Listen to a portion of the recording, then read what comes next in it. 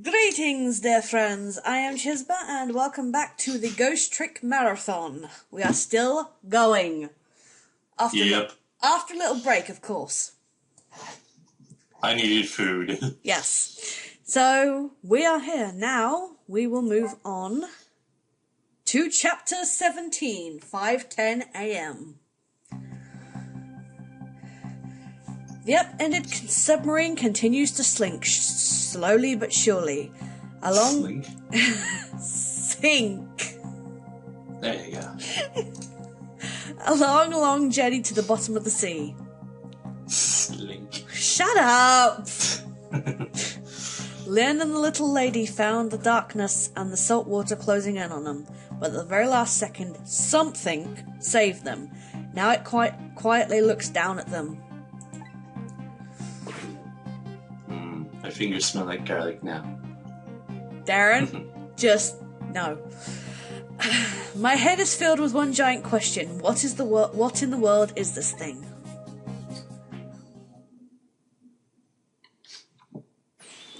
Eek!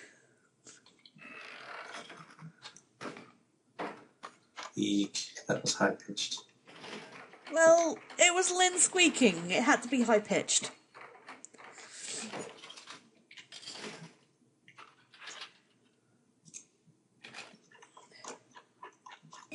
I see you managed to survive, Detective. Hey, you're... Excuse my appearance, I seem to have lost my body. Oh, and you there. You're the ghost who's been saving Lynn all evening, aren't you? You knew about me all along? Of course. What else would explain all those unnatural things happening? If you knew, how come you didn't do anything about it all this time? And how come you decided to save us all of a sudden? I thought you wanted to get revenge on us. I don't really know. Please, you've got to tell me. I need to know.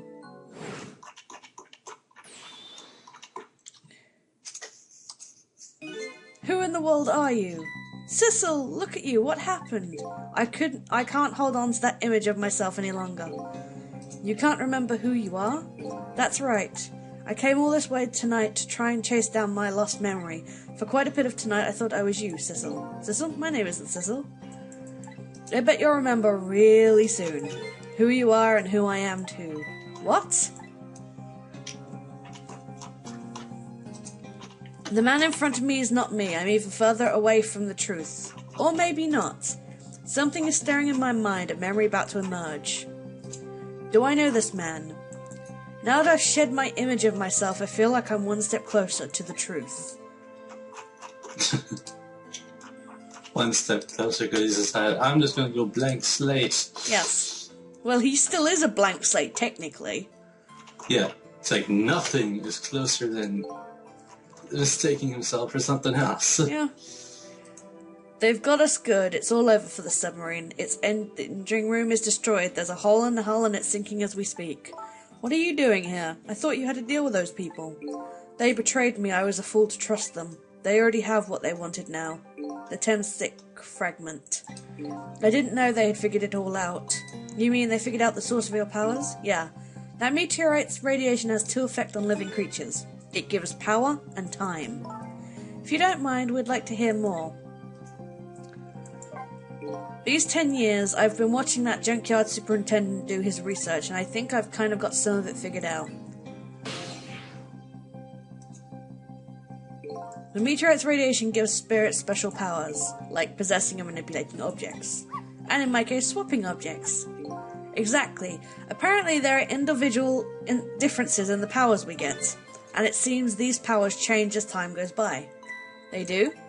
Yeah, my powers have changed over these past 10 years. At first I could only manipulate small living creatures. Now, how do you suppose we got these powers? It's simple. It is? How then? In a nutshell, we died while exposed to the energy emitted by the meteorite, its radiation. That's what it does? Dying while... That does it? Your fault! What? That's what does it? Dying while being exposed to the radiation?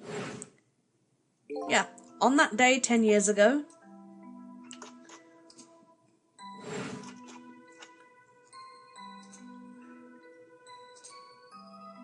a fragment of that meteorite pierced my heart and I died. So of course I received special powers. Hey, wait a minute. Is that how I got my powers too? You know, you might be right. Sissel also died in the presence of that radiation.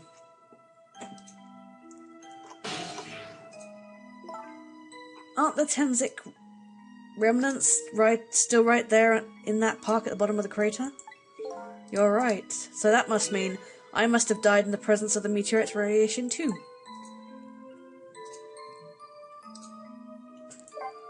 Another effect the meteorite's radiation has on us is that it gives us time. Again, I think this time is centered around the theme of death, but it's not all that clear. The fact I can return to 4 minutes before a person's death is another effect of that meteorite. One of the characteristics of meteorite is its ability to replay the moment of death. Replay? Oh, this is also strange and confusing. I can't take it all in. It makes about as much sense to me as anything else. Well, Sissel, you have a small brain. No offense. Yeah, strange and confusing. That just about sums up the object that pierced my body that day. Thanks to that meteorite fragment, my very existence is a contradiction. What do you mean? That day, when the fragment pierced my heart, I lost my life. However, because it remained inside of me, that fragment continued to constantly regenerate my body. In other words, my body was continuously cycling between the moments that separated my life and death. What? My body's vital functions stopped 10 years ago, but my body's time is perpetually stopped at the moment just before death.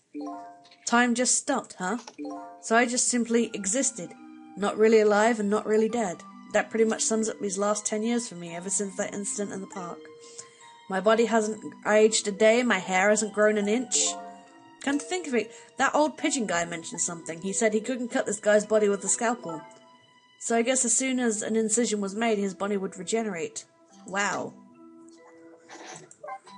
Before I left this country, I wanted to do one thing. I wanted to get revenge on the people who stole our lives. Our lives?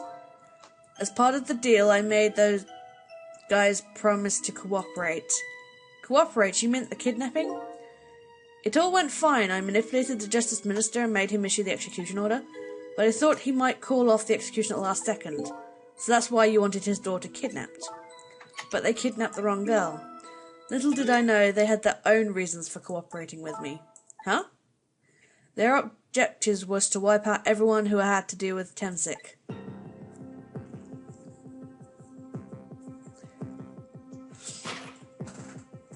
Detective Jowd was one such person, so they were happy to cooperate.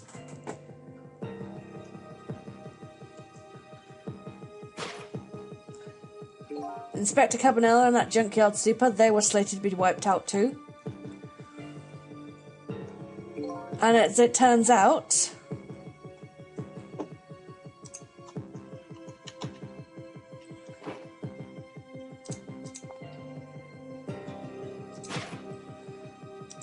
I was one of their targets as well, so they stole my Temsic fragment and here I am.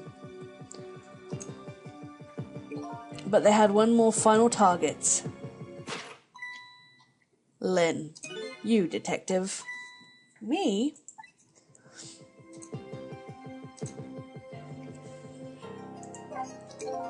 If you weren't there in that park 10 years ago, I would have never thought of doing something as stupid as taking a hostage. Okay. Well, I was just a little kid playing in the park.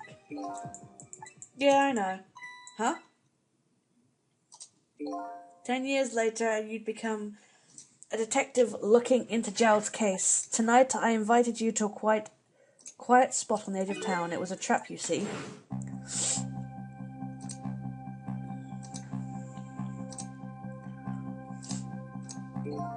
I told you who I was. You never saw my face that day 10 years ago, so of course you didn't recognize me.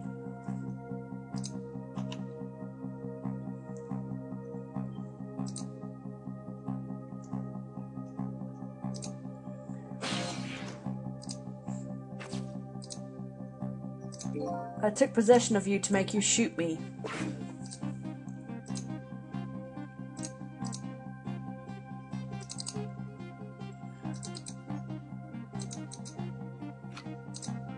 Your subconscious resisted me such incredible power. It was the first time I wasn't able to control somebody completely.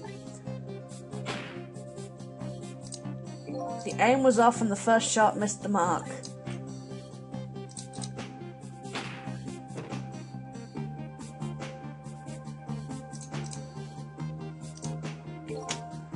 Junkyard was equipped with security cameras. I knew you'd be wanted for murder. That was my plan anyway.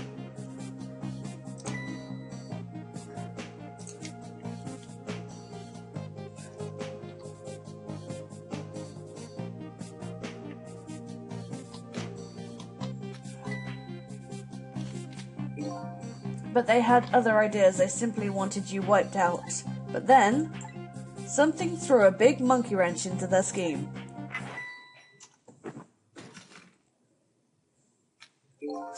I showed up.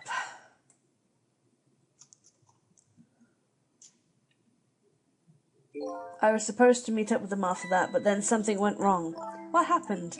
My body disappeared. Aha, the inspector in white was responsible for that one. My precious bargaining chip was in that body. I had to get it back no matter what. That inspector caused me no end of trouble. But why were those people targeting me? I never even heard of the Temsic meteorite. Because you were looking into the Jowd case, they thought you would find out about Temsic sooner or later.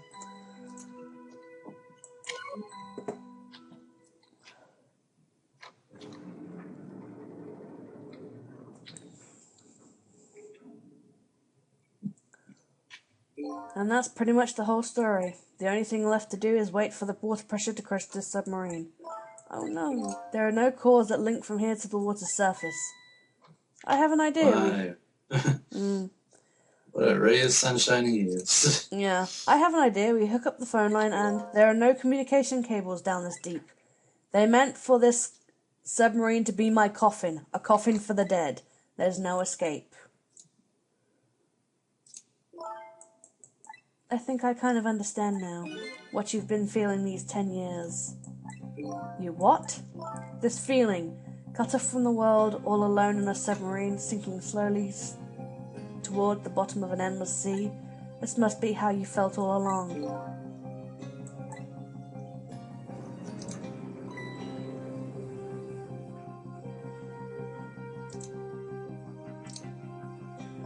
Lynne? Kamila, is it true we're stuck here? What? Oh,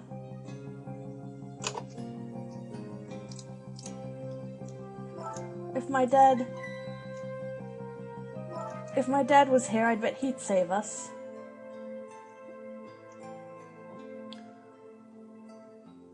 Oh, Kamila, I'm so sorry.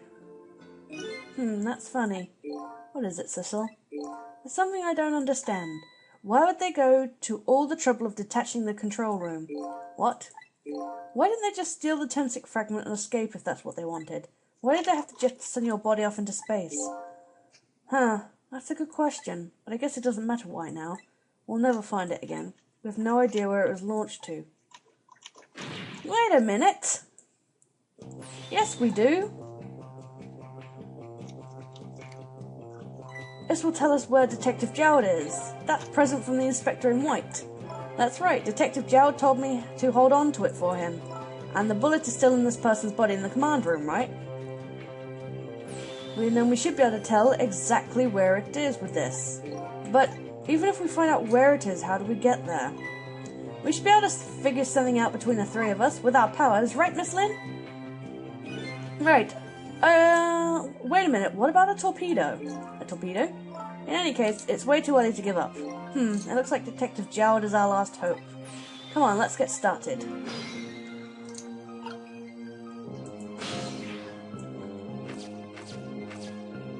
Right. Okay.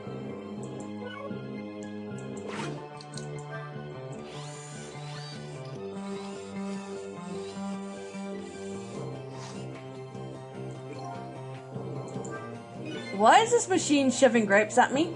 Well, this looks like the private cabin of the top officer, doesn't it? This machine is probably for feeding him grapes while lies in bed. Oh, it sounds heavenly. I've been thinking about this for a while. Don't you think this country's use of technology is just a little off? Says the guy who made a deal with said country. Anyway, it looks like the arm of this machine is a bit busted. He can't reach.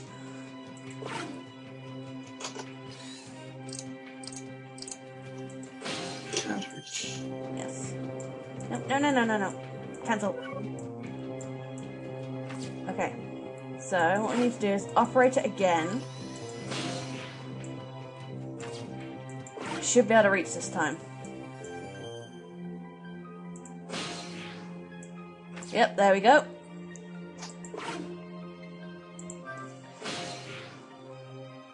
Torpedo room. The torpedo room, huh? There might be another torpedo left there. I'll go check it out. Oh, I get it. You're going to use a missile to ram the control room.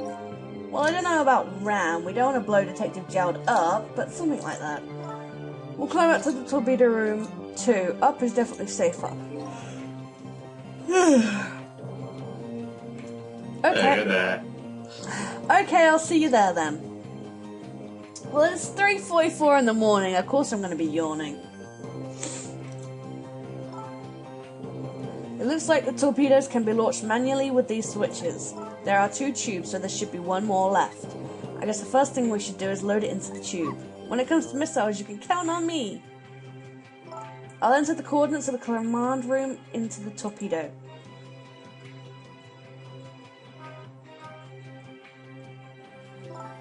And I just turned on the backup power. We should ought to be able to use the switches now. Okay, let's try it. Good luck.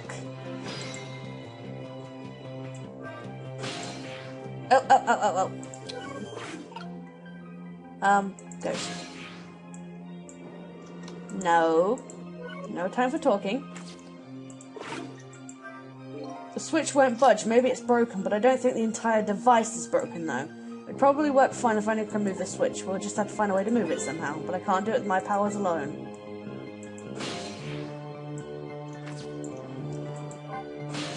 What will happen to these 2 ladies? I think that's up to us and our powers. What? This is no time to be standing around unsure of ourselves. Will you lend me your strength, Sissel? Me? Of course I will. Count on it. So, we get Sissel back, and... swap. Now switch back to Sissel, and we can now actually get the torpedo out.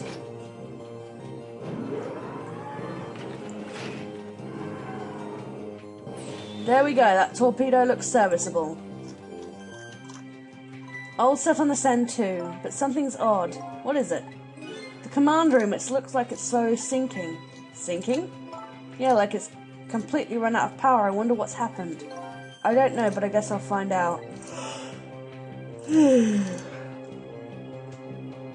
Right, okay, hop into the missile. I'll launch it for you. Okay, thanks.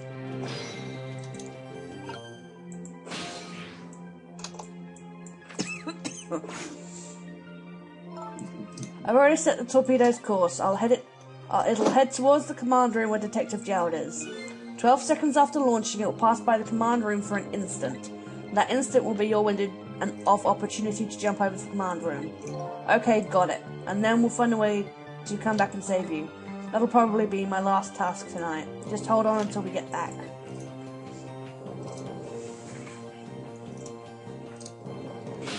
Okay, come on, Missile.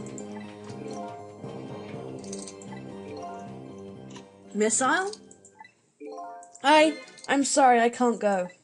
What? I just can't. How could I leave? I can't leave Miss Lynne and Miss Kamila behind. I can't do it!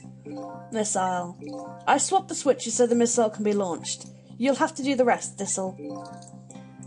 I can't do it either. I can't ask Missile to come with me after that.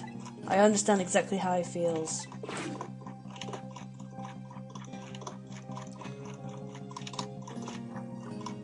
I want you to go, Missile. What? But Miss Lynne! Your staying here won't change our fate. But if you go with Sissel, you might be able to make something happen, and that's our only hope.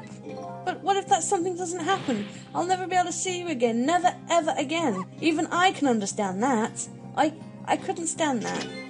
Don't worry, Missile. Miss Kamila? I just know you and Sissy can make something happen. I believe in you. I'll be right here waiting for you. We'll see each other again. Then, don't worry. Miss Kamila! Super loyal dog. Yep.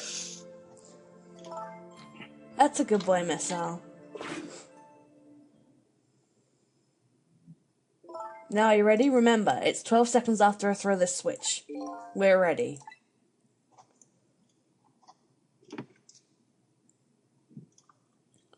Sissel? Yes? We never found out who you really were. But that doesn't matter now. All I know is I'm truly glad I met you tonight. Thank you for everything. And I'm glad I met you, Detective. But we're going to see each other again, right, Sissy? Right, Miss L? That's right, we promised, little lady. Of course we will! I'll never forget you, no matter what happens. Here goes, then. Good luck, friend.